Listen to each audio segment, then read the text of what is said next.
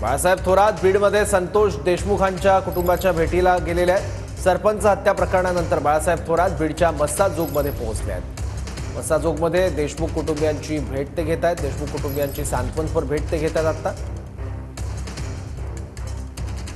संतोष देशमुख यांची निर्घृणपणे हत्या झाली होती।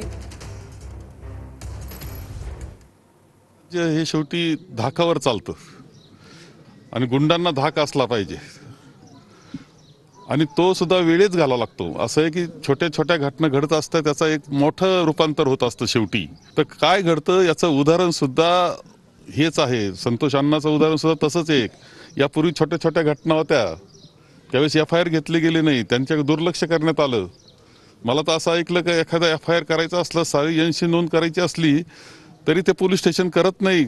असं जर असेल तर शेवट मोठा वाईटच होणार आहे। तो वाईट होतो आणि तो महाराष्ट्रात होतोय असं म्हटलं तर वावगं ठरत नाही।